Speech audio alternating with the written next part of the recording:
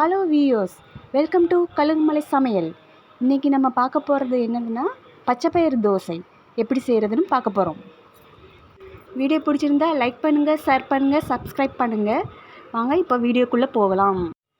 ஒரு பாத்திரத்தில் 1 டம்ளர் பச்சைப்பயிறு, 1/2 டம்ளர் பச்சரிசி, 1/2 டீஸ்பூன் வெந்தயம் போட்டு ஒரு 4 மணி நேரம் ஊற வைக்கணும்.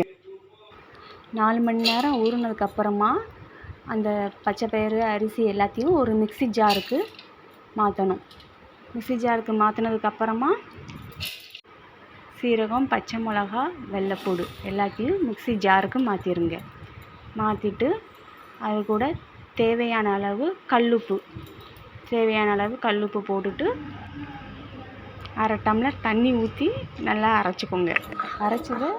அரைச்ச மாவு வேறு பாத்திரத்துக்கு மாற்றி நல்லா கிண்டி விட்டுக்கோங்க. மாவு வந்து ரொம்ப தண்ணியாகவும் இருக்கக்கூடாது, ரொம்ப கெட்டியாகவும் இருக்கக்கூடாது, மீடியமான அளவு நல்லா மிக்ஸ் பண்ணி வச்சுக்கோங்க. ஒரு தோசைக்கல்லை வச்சு நல்லா தோசைக்கல் காயவும் எண்ணெய் விட்டு நல்லா தடவிக்கோங்க. நல்லா சுற்றி நல்லா எல்லா பக்கமும் நல்லா தடவிக்கோங்க. தடவினதுக்கு அப்புறமா 2 கரண்டி மாவு ஊற்றி நல்லா 2 கரண்டி மாவு ஊற்றுங்க.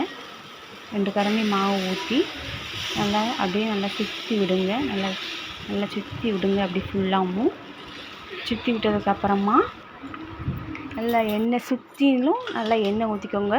அப்புறம் சென்டரில் நல்லா எண்ணெய் ஊற்றிக்கோங்க. தோசை நல்லா முருகலாக வெந்ததும் நல்லா சுற்றி விட்டு எல்லா பக்கமும் நல்லா அப்படி சுற்றி விடுங்க. சுற்றி விட்டுட்டு அதுக்கப்புறமா திருப்பி போட்டுருவோம். நம்ம தோசை இப்போ ரெடி ஆயிடுச்சு. இதை ஒரு பிளேட்டுக்கு மாற்றிக்கிடுவோம். பச்சைப்பயிறு தோசை ரெடி. இன்னொரு வீடியோவில் சந்திப்போம். மீண்டும் வருக.